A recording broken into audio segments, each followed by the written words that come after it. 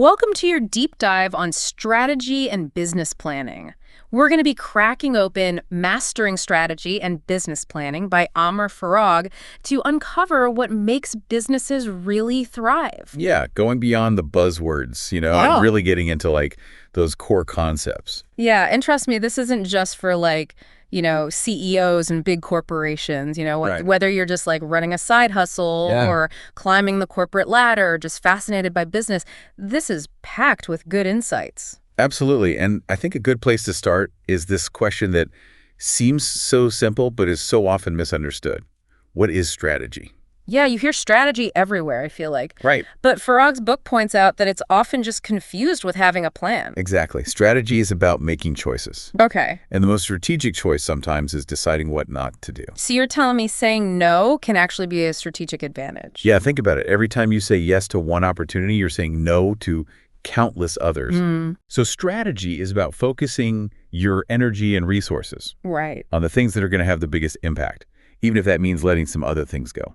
Okay. I see what you mean. I'm starting to see it. Okay. So how did we even get here? How did we arrive at this idea of strategy in the business world? Well, believe it or not, the roots of strategy go all the way back to military tactics. Okay. Thinkers like Sun Tzu, who wrote The Art of War, were really some of the earliest strategic minds. Wow. So ancient wisdom applied to modern business. Exactly. Huh. But as you can imagine, over the centuries, our understanding of strategy has evolved. Yeah. So in the 20th century, we saw the rise of these business-specific frameworks and theories. Right. Alfred Chandler's idea that structure follows strategy, which completely revolutionized the way companies organize themselves. Right. As the business world got more complex, we needed some new ways of thinking about strategy. And one of the most influential figures in modern strategy is Michael Porter, who developed frameworks like the 5 forces model for analyzing industries and gaining a competitive advantage. I've definitely heard of Porter's 5 forces, Right. but if I'm being honest, I've never totally understood how it all works. Sure. Maybe we can unpack that a little bit later. Absolutely. But before we jump into the specific frameworks, there's this alarming statistic. Oh, I love a good shocking statistic. Okay, get this. 85% of executive leadership teams spend less than an hour per month discussing strategy. Wow. And even crazier, 50% spend no time at all. Wait, seriously? So the people at the top aren't really even thinking about strategy that much? You would think they'd be obsessed with it. Yeah. But this points to a huge problem. Yeah. Even if a company has this brilliant strategy, if it's not clearly understood and consistently discussed, Right. it's likely to fail. So you're saying it's not enough to just have that, strategy document gathering dust on a shelf somewhere. Exactly. And that's where business planning comes in. Right. A good business plan takes those strategic choices and translates them into concrete actions. It's the roadmap that guides you from where you are to where you want to be. But it's not just about writing a plan and then forgetting about it, is it? Right. And Farag really emphasizes that strategy and business planning should be deeply intertwined. Oh, whoa. They're really two sides of the same coin. I like that analogy. Yeah. So it's kind of like you have a destination in mind, but you also need a map to get there. Yeah. And a plan for what to do once you arrive. I see. Okay, so how has, our thinking about strategy and business planning changed over time? Well, as we talked about earlier, early strategic thinking was heavily influenced by military tactics. Right. But the business world has evolved, and so has our approach to strategy. So what were some of the big turning points? Well, one major shift came in the mid-20th century with the rise of these management consulting firms. Okay. And they kind of brought in this more structured and analytical approach to strategic planning. So less gut feeling and more data and analysis. Exactly. And then in the late 20th and early 21st centuries, we saw the emergence of new frameworks Okay. and concepts like blue ocean strategy, which emphasizes creating new market spaces instead of competing in existing ones. Oh, okay. Now that one I'm really intrigued by. Yeah. Can you give me an example of blue ocean strategy in action? Yeah, so think about Cirque du Soleil. Okay. They completely reinvented the circus experience, Yeah. creating a show that appealed to adults and families instead of just kids. Right. They weren't competing with traditional circuses. They created this whole new market. Wow, that's brilliant. They basically said, forget the red ocean, we're going to create our own blue ocean. Exactly. And that kind of innovative thinking is what sets truly strategic companies apart. So we've got a bit of history and some really intriguing concepts. Yeah. Where do we go from here? Well, before you can even think about specific strategies, you need to understand the playing field. Okay. That means taking a close look at both your internal capabilities and the external environment. Okay, so we need to figure out what we're good at, what we need to improve on, and what opportunities and threats are out there in the market. Exactly. And there are a few frameworks that can help us do this systematically. Okay. One of the most well-known is this SWOT analysis, which stands for strengths, weaknesses, opportunities, and threats. I've definitely heard of SWOT analysis, but honestly, I've always kind of thought it was like this basic business school exercise. Is it really that important? It might seem simple, but the power of SWOT is that it forces you to think critically about your business from multiple angles. Okay, so walk me through it. How would I actually do a SWOT analysis for my own business? Okay, so you would look internally first. Okay. What are your strengths? What are you really good at? Maybe you have a unique product or a talented team or a really strong brand reputation. I see. So it's all about identifying the things that give you a competitive advantage. Exactly. Then you kind of flip it and look at your weaknesses. What are the areas where you struggle? Maybe you have a high employee turnover rate, or outdated technology, or limited marketing resources. Yeah, that part might be a little bit painful, but I guess it's important to be honest with yourself. Yeah, absolutely. Now we shift to the external environment and look at opportunities. Okay. Are there any emerging trends that you can capitalize on? Okay. New markets you could enter? Or maybe there's a competitor who is struggling and you can steal their market share. Yeah, so it's about being aware of what's happening around you and being ready to seize those opportunities. Right. And finally, you consider threats. Okay. Are there any new competitors entering the market? Are there changes in regulations that could hurt your business? Or maybe there's some new technology that's going to, threaten to make your products obsolete. Wow. I'm starting to see how SWOT can be this really powerful tool for understanding your position in the market. And the key is to not just do a SWOT analysis once and then forget about it. Right. The business landscape is constantly changing, so you need to revisit your SWOT regularly and adjust your strategy accordingly. So it's all about being dynamic and adaptable. Yeah, exactly. Now, SWOT is great for analyzing your internal and external environment at a specific point in time. Okay. But to understand the bigger picture, we need to look at this macro environment. These are the broader forces that shape entire industries and markets. Okay, so what are some of those macro forces that we need to be aware of? Well, there's this thing called a PESTLE analysis, Oh, okay. which stands for political, economic, social, technological, legal, and environmental factors. Wow, that's a mouthful. Can you give me an example of how those might actually influence a business? Let's say you're running a company that makes electric scooters. Okay. So on the political front, government incentives for eco-friendly transportation could be a huge opportunity for you. Right, like subsidies or tax breaks could make those scooters more affordable. Exactly. Right. But on the flip side, changes in regulations could pose a threat. What if cities start banning scooters from sidewalks or imposing these strict licensing requirements? Okay, I can see how those political factors can really have a big impact, both positive and negative. And then there's economic factors. Right. A strong economy might mean people have more disposable income to spend on things like scooters. Yeah. But a recession could hurt sales.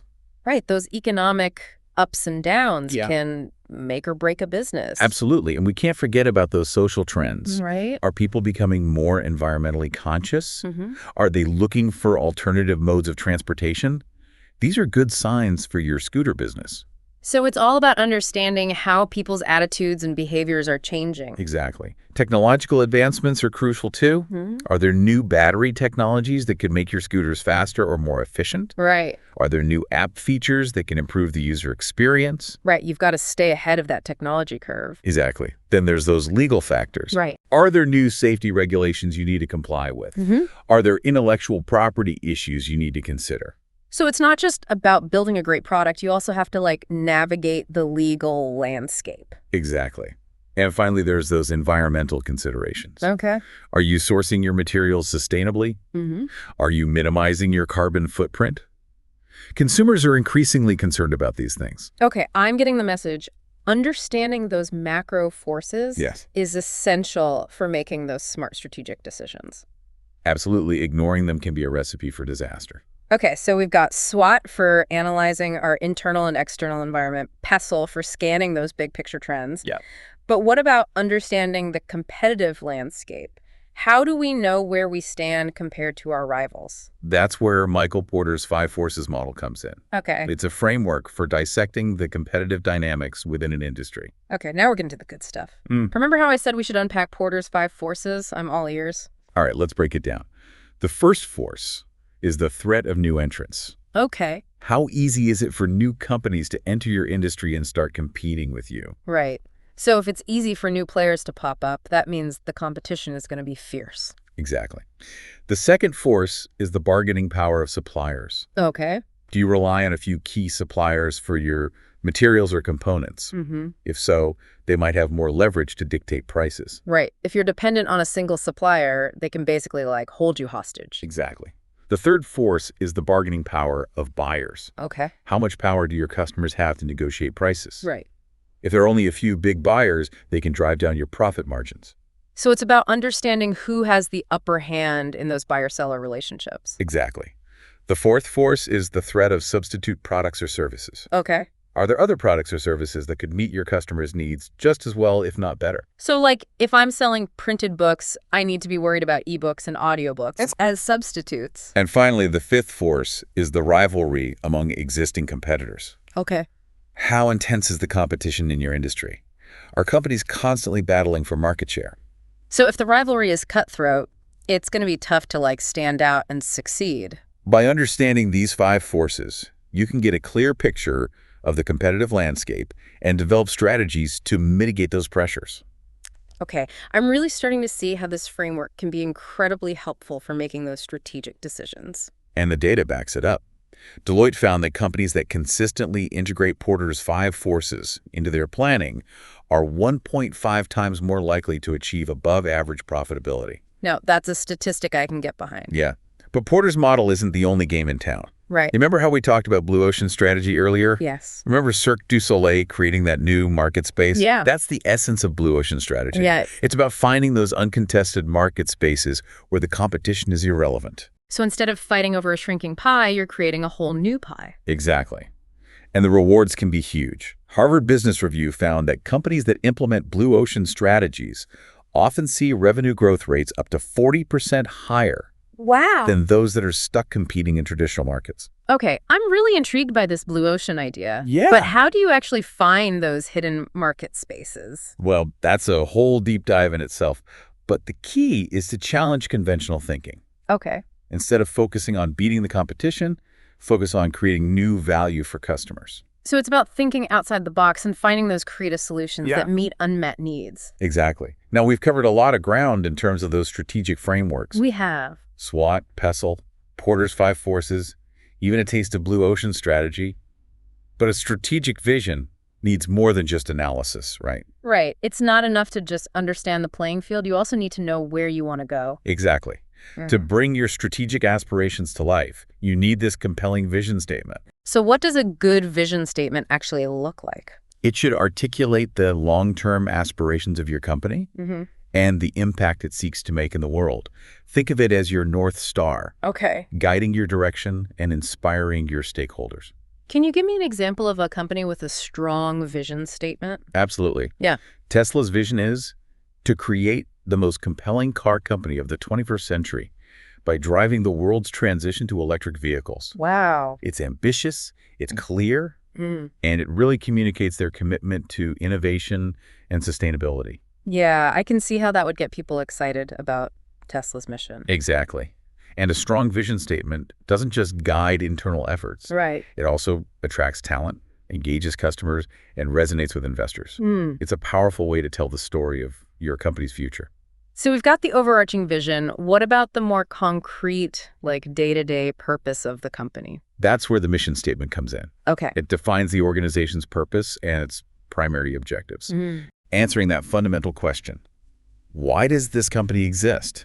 Okay, so it's more about the what and the how. Exactly. Google's mission statement, for example, is to organize the world's information and make it universally accessible and useful. Wow. It really captures their core focus and operational goal. Yeah, it's amazing to think how a company can grow so massive and still like stay true to such a simple mission. That's the power of a strong mission statement. Wow. It keeps everyone focused on that core purpose of the business. But even with a clear vision and mission, there's still that human element, right? Yeah. How do you make sure everyone in the company is on board and kind of rowing in the same direction? That's where values alignment comes in. Okay. Organizational values are those guiding principles that shape behavior and decision-making Right. within a company. Okay.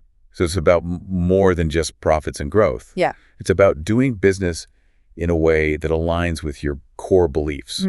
When your company's values are aligned with your strategic goals, you create this much more cohesive and purpose-driven culture. Right, because when everyone is working toward the same objectives and following the same standards, Yeah, it creates a sense of unity and a shared purpose. exactly. And Gallup found that companies with strong values alignment see a 22% increase in productivity and a 21% higher profitability. Wow, those are some impressive numbers. Yeah. So we have a vision, a mission, and aligned values.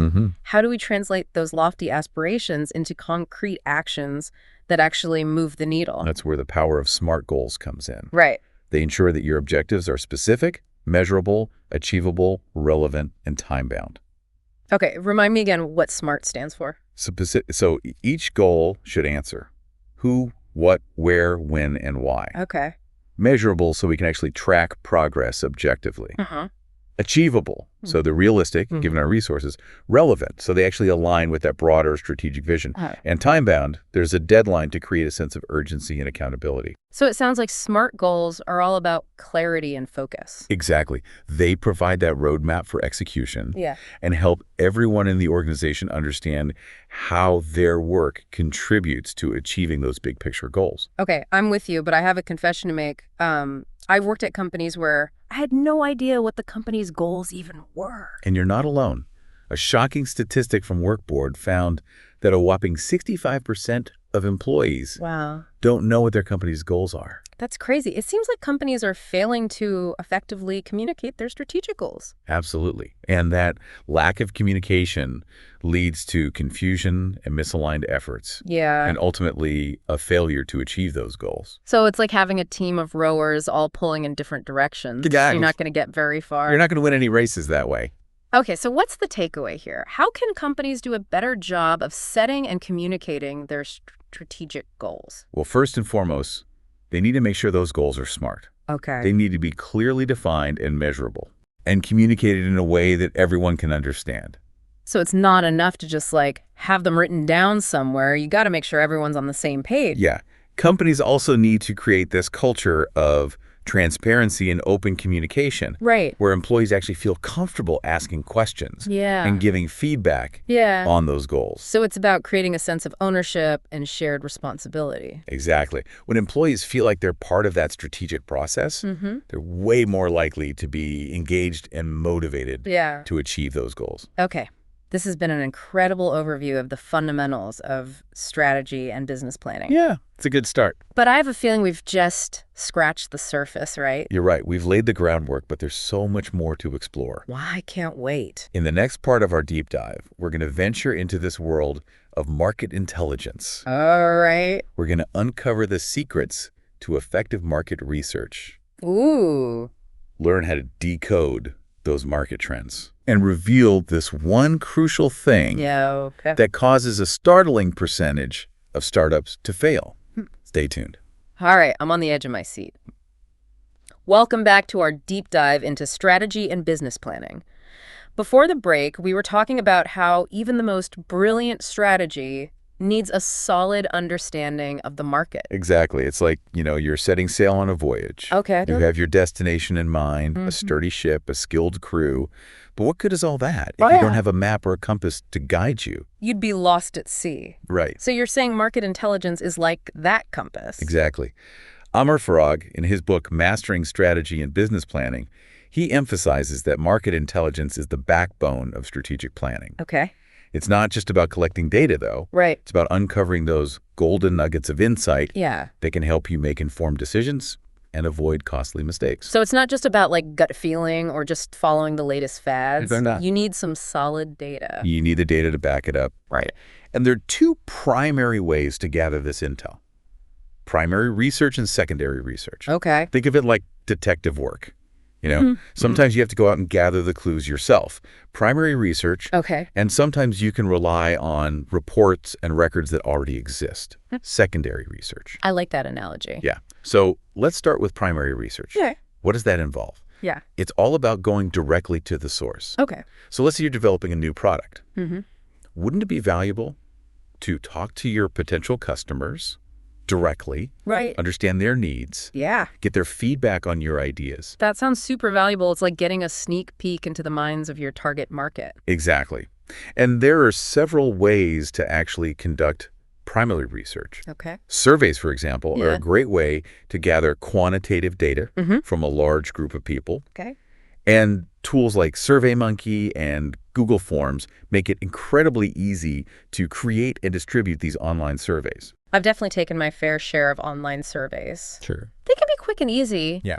But what if you want to dig a little bit deeper and get more qualitative data? Then interviews are your best bet. Okay. It's like having this one-on-one conversation with your ideal customer. Yeah. You can ask open-ended questions, Mm-hmm. delve into their motivations and their pain points, and really get a sense of, how they think and feel. Yeah, I feel like interviews can uncover some insights that you might miss with a survey. Absolutely. Focus groups are another powerful technique. Yeah. Bring together a small group of people Mm-hmm. from your target market Right. and facilitate this discussion about your product or service. Yeah. Observe their reactions, see how they interact with each other, Right. and gather those valuable insights from their collective wisdom. That sounds like it could be really insightful, especially for testing out new ideas or concepts. Yeah, but is there a way to gather information without directly interacting with people? Ooh, that's a good question. Sometimes the most revealing insights come from simply observing people in their natural environment. Okay. This is called observational research. Interesting. Imagine you're a coffee shop owner. Okay. You could spend a few hours observing your customers, Yeah. noting their behavior, their preferences, even their pain points. You might notice people are struggling to find a place to plug in their laptops. Exactly. Or they're always looking for a healthy snack option or something. Observational research can be incredibly powerful for uncovering those unspoken needs and desires. Okay, so we've covered primary research. What about secondary research? Yeah. You mentioned earlier that it's kind of like relying on existing records. Right. So secondary research involves analyzing data that's already been collected and published by others. Okay. This could include industry reports, market research studies, academic journals, government publications, even news articles. Wow, so many sources. That's a lot. So instead of reinventing the wheel, you're leveraging the work that's already been done. Exactly. And it can be much more cost-effective Makes sense. than conducting primary research yourself. Right. Organizations like Nielsen, Gartner, and Yeah. Forrester, Mm-hmm. they invest heavily in these large-scale market research studies and make their findings available for a fee. So you can kind of tap into their expertise and data without having to do all the heavy lifting yourself. Exactly. And don't underestimate the value of free resources, Right. like government publications and industry websites. Yeah. They often provide really valuable data on market trends, demographics, even regulatory changes. Okay. I see how secondary research can be valuable for any business, but I imagine can get a little overwhelming. Okay. Sift through all that information. Yeah, how do they make sense of it all? Yeah. Well, the key is to have a clear research objective. Okay. What are you trying to learn? Right. What questions are you trying to answer? Once you know what you're looking for, Yeah. you can filter the information Right. and extract the most relevant insights. So it's about being strategic Yes. with your research, Yes. not just randomly consuming information. Exactly. And there are a few techniques for analyzing those market trends. Okay. One approach is trend analysis, Okay. which involves studying historical data to predict future market conditions. Interesting. So it's like looking for patterns in the past to get a glimpse of what the future might hold. It's like being a fortune teller, Yeah. but with data instead of a crystal ball. Exactly. And there are sophisticated statistical techniques Right. like time series analysis and regression analysis Mm-hmm. that can help you unearth those patterns. Yeah. and understand how different factors are influencing those trends. So trend analysis is about looking backwards to understand what might happen in the future. Right. But what if the future is just like too unpredictable Yeah. to rely solely on past trends? That's where scenario planning comes in. Okay. This involves creating multiple hypothetical scenarios based on different assumptions about the future. So it's like saying, okay, what if this happens? What if that happens? And then developing plans for each possibility. So instead of trying to predict the future with certainty, you're preparing for a range of potential outcomes. Exactly. Scenario planning can be incredibly helpful for dealing with that uncertainty and making those robust strategic decisions. Yeah. So we've got these market trends, consumer behavior, and these like game-changing technological advancements. Right. But what about the competition? How do we size them up? How do we outmaneuver them? That's where competitive landscape analysis comes in. Okay. So the first step is obviously identifying your key competitors. Okay. Now, this includes both direct competitors, Okay. those offering similar products or services, Right. and indirect competitors, those offering alternatives that meet those same customer needs. So like for Coca-Cola, a direct competitor would be Pepsi.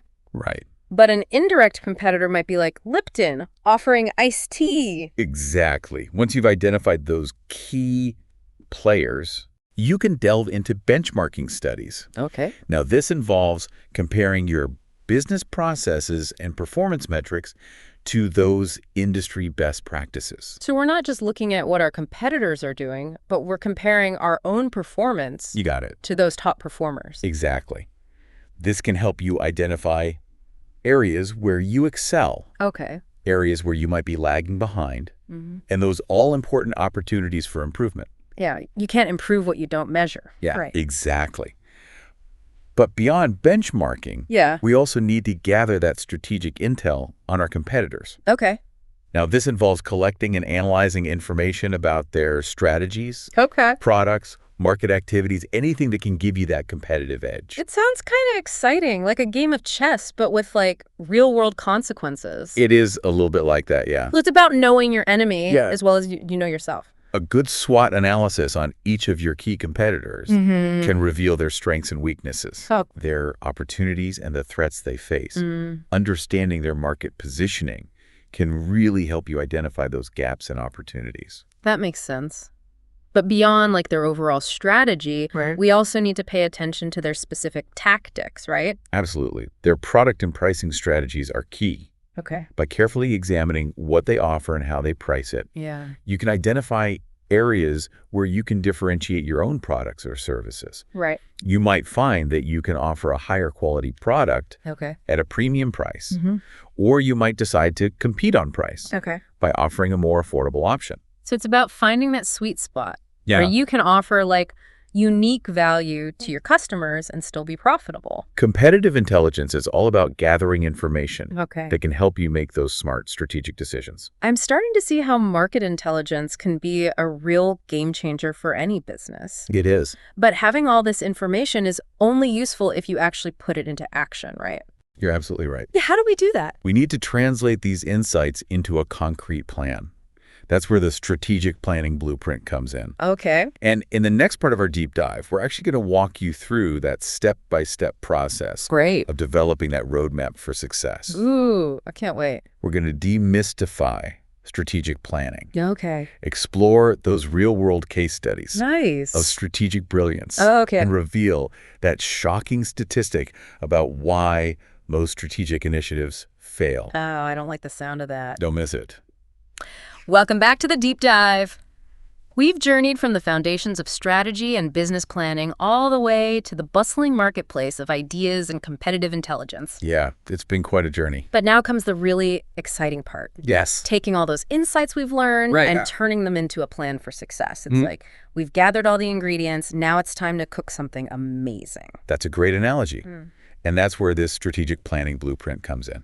Okay. Think of it as like the recipe that guides you from where you are today to that delicious future. All right, I'm ready to put on my chef's hat. Where do we begin? Oh, just like any good recipe, we start with an assessment of what we have on hand. Okay. So in strategic planning, that means taking stock of your current situation, both internally and externally. So time to dust off that SWOT analysis we talked about. Strengths, weaknesses, opportunities, and threats. Exactly. And remember, this isn't just like a one-time exercise. Right. The business world is constantly changing, so your assessment needs to be dynamic. Right. You wouldn't use a recipe from 10 years ago if you had completely different ingredients. Exactly. Yeah. Your SWOT analysis has got to be fresh and relevant to your Right. current circumstances. Okay. Once you have a clear picture of where you stand, Mm. it's time to move on to step 2. Setting those all-important strategic goals. Ah, yes, the SMART goals. Specific, measurable, achievable, relevant, and time-bound.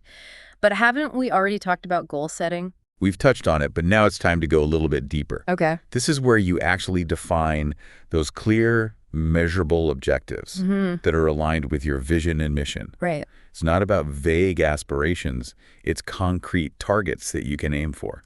So instead of saying we want to increase sales, Yeah. we say we want to increase sales by 15% in the next quarter Exactly. by launching a new marketing campaign, Yeah. targeting a specific customer segment. Yeah, that's the level of specificity that we need in strategic goal setting. Okay. And here's a shocking statistic from ClearPoint Strategy. Only 5% of employees actually understand their company's strategy.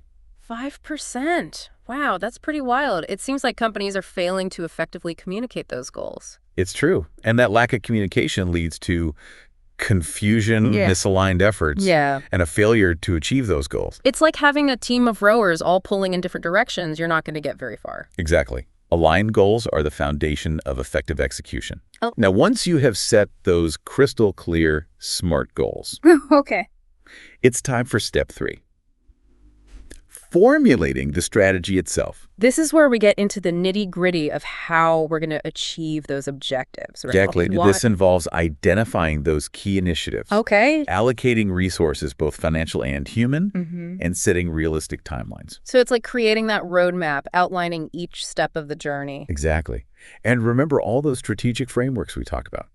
Porter's 5 forces, SWOT analysis, blue ocean strategy. Yes. They can all be incredibly helpful in guiding your thinking at this stage. So we're not just pulling ideas out of thin air.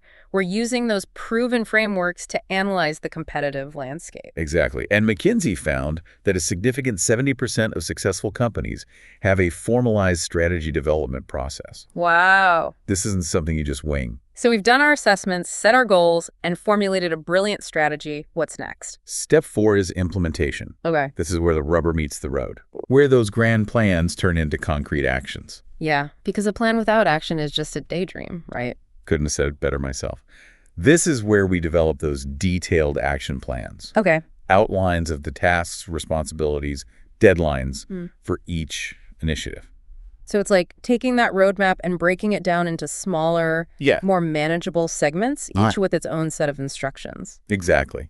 And the Project Management Institute reports that organizations with those well-defined action plans are 2.5 times more likely to successfully complete their projects. That's a pretty compelling statistic. It is. It really shows that breaking down those big picture goals into manageable tasks makes all the difference. It does.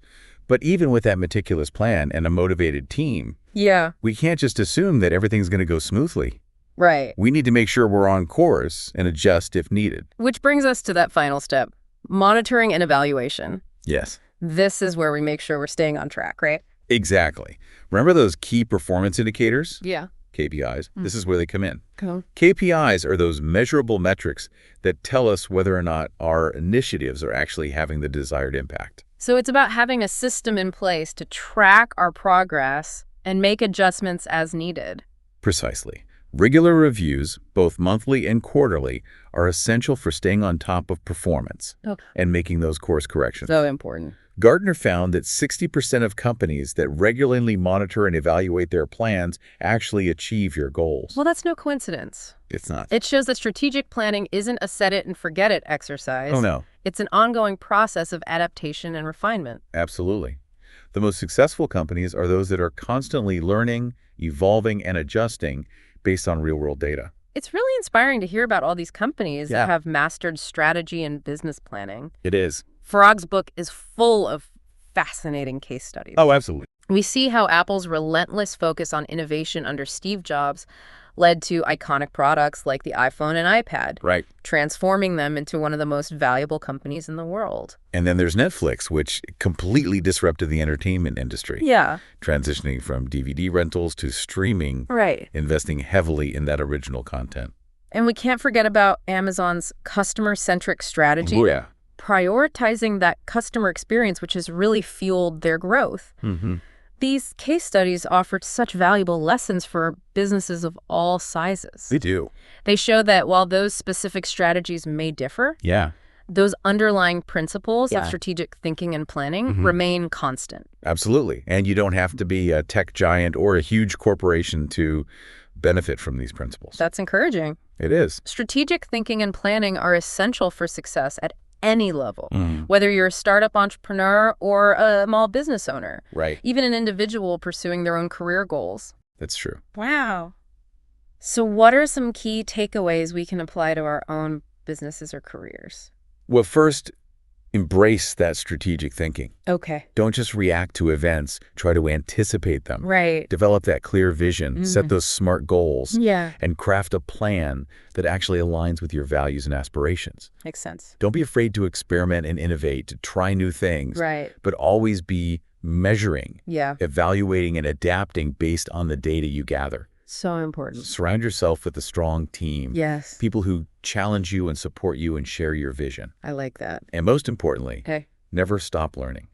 So true. The business world is constantly evolving, It is. so a commitment to that continuous learning is essential. I think that's a great takeaway. Yeah. This deep dive has been incredible. Yeah, we've covered a lot. We pulled all those key insights from Mastering Strategy and Business Planning It's a great book. by Amr Farag. But remember, this is just the beginning of your journey. Now it's time to take these insights, apply them to your own context, and start building that roadmap for success. Absolutely. And as you embark on your own strategic adventures, we want to leave you with something to ponder. Yeah. If you could apply just one of these principles to your business or your career right now, which one would have the biggest impact and why?